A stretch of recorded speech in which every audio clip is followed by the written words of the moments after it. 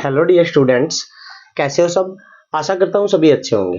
तो आज हम अपनी क्लास 11th का जो chapter number 8 sequence and series start कर रखा है उसकी एक्सरसाइज 8.2 के क्वेश्चन नंबर 12 है उससे आगे की क्वेश्चन कर रहे हैं। तो इससे क्वेश्चन नंबर 11 तक इससे पहले वाली वीडियो में हमने कंप्लीट कर लिए थे। आशा करता हूँ सभी को अच्छे समझ आ गई होगी।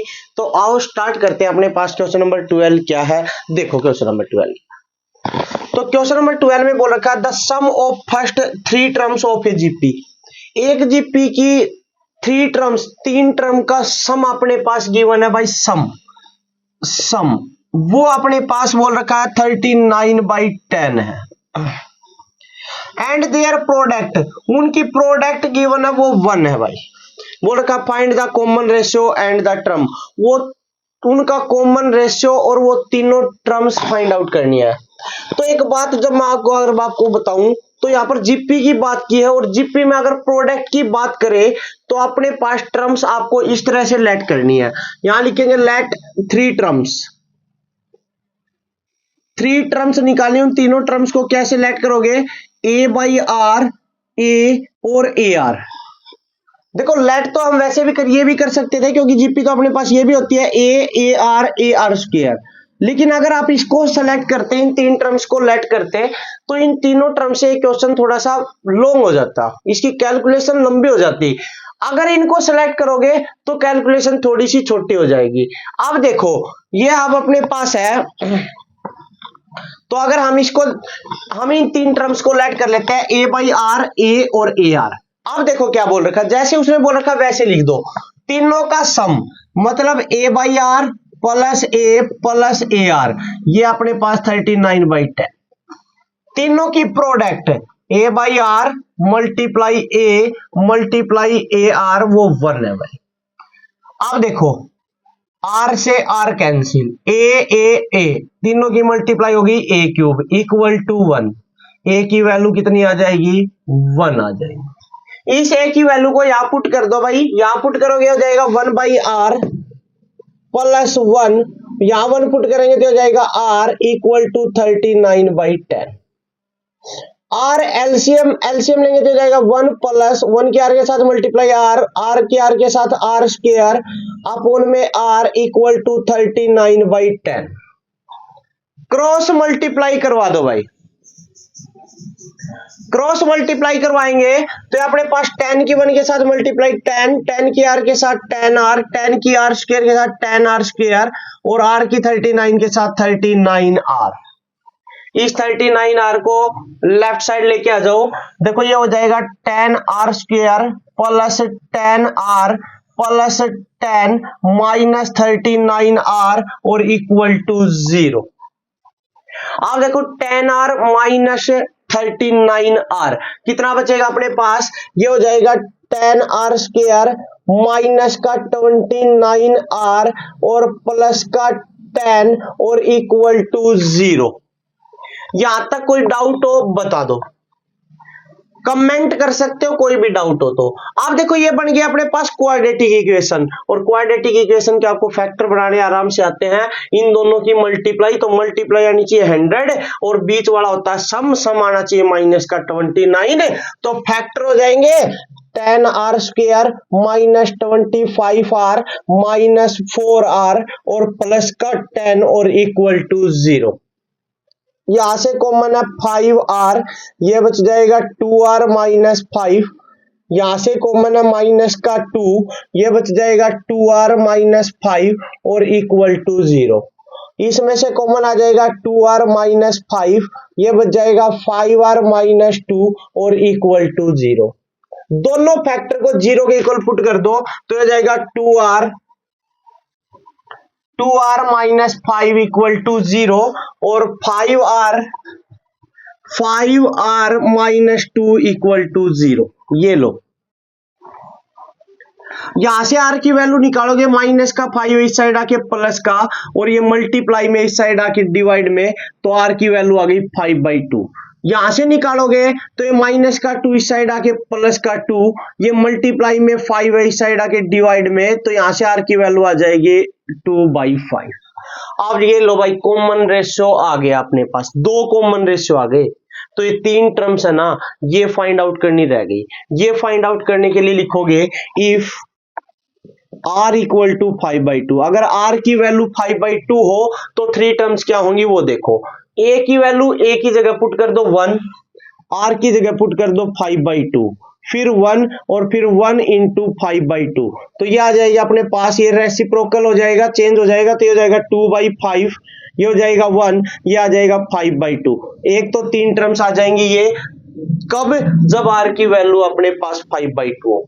एक बार और, इफ r इक्वल टू 2/5, अगर r की वैल्यू 2/5 हो तो 3 टर्म्स क्या होंगी, फिर पुट कर दो, a की जगह पर तो 1 ही लिखना है, r की जगह पर 2/5 लिख दो, ये हो जाएगा 1/2/5, 1 इंटू 2/5, तो ये आ जाएगा, ये रेसिप्रोकल होगा तो ये हो जाएगा 5/2, 1 और ये 2/5।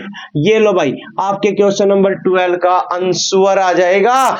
कोई डाउट हो कमेंट करके बता सकते हो भाई। आओ बात करते हैं नेक्स्ट क्वेश्चन, क्वेश्चन नंबर अपने पास 13 की। देखो भाई क्वेश्चन नंबर 13 क्या है। क्वेश्चन नंबर 13 है,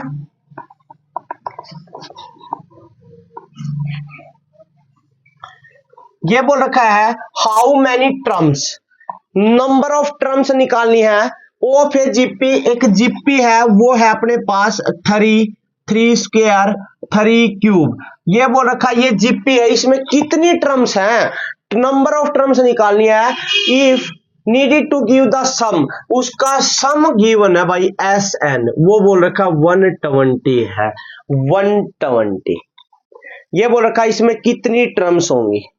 अरे तो SN गिवन है तो SN का फॉर्मूला आपको याद है, याद है तो पहले A और R की वैल्यू निकालो। A की वैल्यू 3 और R की वैल्यू 3 स्क्वायर अपॉन में 3, इससे पावर कैंसिल तो R की वैल्यू भी 3, और R की वैल्यू अगर 1 से बड़ी हो तो SN का फॉर्मूला क्या होता है, SN equal to A into R की पावर n-1 अपॉन R-1।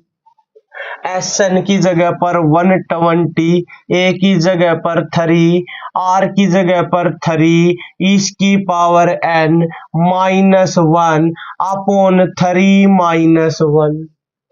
भाई 3 से कैंसिल कर दो, हो गया 40, ये बच गया भाई 3-1 2, तो ये हम लिखेंगे 40 इक्वल टू 3 की पावर n-1 अपॉन 2 डिवाइड में इस साइड आके मल्टीप्लाई में, और 40 के साथ मल्टीप्लाई होगी तो 80 इक्वल टू 3 की पावर n-1, माइनस का 1 इस साइड आके प्लस का, और 80 में 1 को ऐड करोगे तो हो जाएगा 81 इक्वल टू 3 की पावर n। 81 देखो यहाँ पर अपने पास बेस 3 है, 3 की पावर n है, तो यहाँ पर 81 को 3 की पावर में ही लिखना, बेस 3 लिखना है, तो 3 की कितनी पावर लिखूं कि 81 हो जाएगा, तो ये आ जाएगा अपने पास 3 की पावर 4 इक्वल टू 3 की पावर n, तो n की वैल्यू आ गई 4, और यही हमें फाइंड आउट करनी थी। क्वेश्चन नंबर 13 आपका हो गया कंप्लीट। कोई डाउट हो कमेंट करके बता देना भाई। आओ बात करते हैं नेक्स्ट क्वेश्चन, क्वेश्चन नंबर 14। तो भाई क्वेश्चन नंबर 14 क्या है, देखो एक बार अपने पास क्वेश्चन नंबर 14 है, वो है, ये बोल रखा है the sum of first 3 terms of a GP. एक जीपी की पहली 3 टर्म का सम गिवन है भाई, तो पहली 3 टर्म का सम, तो एक बार देखो अपने पास पहली 3 टर्म का सम अपने पास गिवन है भाई, मान लो ए आर और ए आर स्क्वायर, इन तीनों का सम है ना वो बोल रखा है 16 है भाई, ठीक है। सम ऑफ नेक्स्ट 3 टर्म्स, अगली 3 टर्म का सम, अगली 3 टर्म का सम देखेंगे तो ये हो जाएगा A R cube plus A R 4 plus A R 5, और इसका सम है ना वो अपने पास बता दिया 128 है भाई। ये बोल रखा डिटरमाइन द फर्स्ट टर्म, पहली टर्म निकालो, एंड कॉमन रेशियो, और कॉमन रेशियो निकालो, and the sum of n terms, और एन टर्म का सम निकालो। देखो भाई, पहली टर्म निकालनी है, रेशियो निकालना है और एन टर्म का सम निकालना है। देखो तो एक बार भाई, यहां से ए कॉमन ले लो भाई, क्या बच जाएगा, ये बच गया 1 प्लस आर स्क्वायर और इक्वल टू 16। यहां से ए आर क्यूब कॉमन ले लो, ये बच जाएगा 1 प्लस आर स्क्वायर प्लस, यहां पर ए आर क्यूब कॉमन लेंगे तो 1 प्लस आर बचेगा भाई, 1 प्लस आर, ये हो गया 1 प्लस आर स्क्वायर और इक्वल टू 128। ये इक्वेशन नंबर 2 मान लो, इसको इक्वेशन नंबर 1 मान लो भाई। 2 वाली इक्वेशन को फर्स्ट वाली इक्वेशन से डिवाइड कर दो भाई, इससे डिवाइड, तो ये हो जाएगा अपने पास ए आर क्यूब इंटू में 1 प्लस आर स्क्वायर, इसको डिवाइड करना है a into 1 plus are square, ये हो जाएगा 128 अपॉन 16।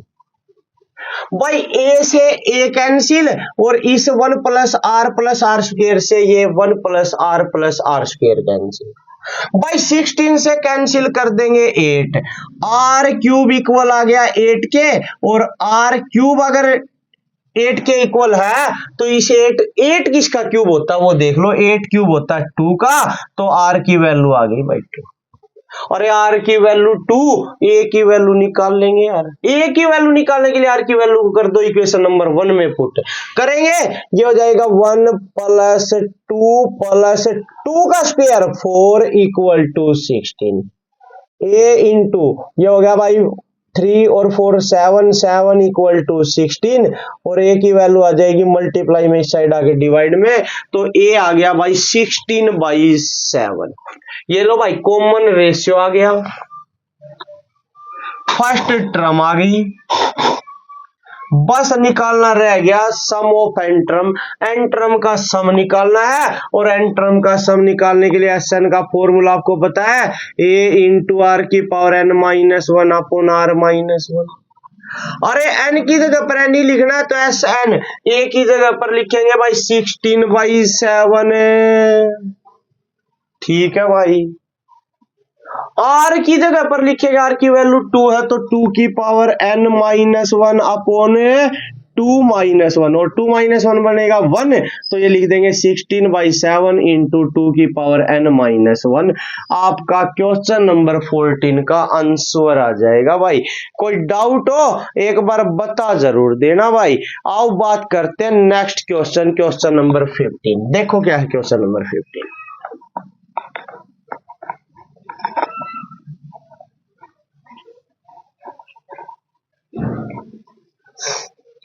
भाई क्वेश्चन नंबर 15 है, ये बोल रखा है गिवन है जीपी, एक जीपी गिवन है भाई, उसमें बोल रखा first term equal to 729, seventh term मतलब A7 इक्वल टू 64, ये बोल रखा है फाइंड डिटरमाइन S7 निकालना भाई, S7 मतलब 7 टर्म का सम निकालना है, और 7 टर्म का सम निकालने के लिए अपने पास वैल्यू भाई ए और आर की होनी चाहिए, ए की वैल्यू है आर की निकाल लेंगे। आर की वैल्यू निकालने के लिए A7 को क्या लिख सकते हैं भाई, ए आर की पावर 6 और इक्वल टू 64, ए की वैल्यू पुट कर दो 729, आर की पावर 6 इक्वल टू 64, मल्टीप्लाई में इस साइड आके डिवाइड में ये हो जाएगा 64 अपॉन 729, आर की पावर 6, ये किसकी पावर होगी भाई, ये होगी 2/3 की पावर 6, तो ये अपने पास आर की वैल्यू आ जाएगी 2/3। भाई ए है, आर आ गया, अब हमें सम निकालना 7 टर्म का, और 7 टर्म का सम निकालने के एसएन का फॉर्मूला आपको पता है, ए इंटू 1 माइनस आर की power n upon 1 minus r. अरे ए की एन की जगह पर तो 7 लिखना है, ये लिखा हुआ 7 इंटू 1 माइनस आर है 2/3 और इसकी power 7 r upon 1 minus r. कोई डाउट हो एक बार बता जरूर देना भाई। तो आप देखो अपने पास इसको सोल्व करेंगे तो आ जाएगा 7 इंटू 1 माइनस 2 की पावर 7, 2 की पावर 7 हो जाएगा 128, 3 की पावर 7 2187, और यहां पर 3 एलसीएम लेंगे तो 3 माइनस 2 अपॉन में 3, कोई डाउट हो तो एक बार बता देना भाई। देखो भाई ए की वैल्यू 729 है, 7 नहीं है, 729 यहां लिख दो भाई 729। आप देखो 729 ये एलसीएम लेंगे भाई, एलसीएम लेंगे हो जाएगा 2187 माइनस 128 और अपोन में 2187 और ये अपने पास बच गया 3 माइनस 2 1 1/3 रेसिप्रोकल कर दो 3 ऊपर आ जाएगा भाई। कोई डाउट है तो एक बार बता दो भाई, कोई डाउट नहीं है तो आप देखो भाई, देखो भाई 3 से इसको कैंसिल करेंगे तो आ जाएगा 729 और 729 से 729 कैंसिल है और इसमें से इसको कर देंगे माइनस और इसको माइनस कर देंगे तो अपने पास आ जाएगा 2059। आपका आंसर आ जाएगा क्वेश्चन नंबर 15 का। कोई डाउट हो तो बता देना भाई। तो आज के लिए इतना ही, बाकी क्वेश्चन नेक्स्ट वीडियो में करेंगे। मिलते हैं जल्द ही नेक्स्ट वीडियो के साथ, तब तक के लिए thank you and have a nice day.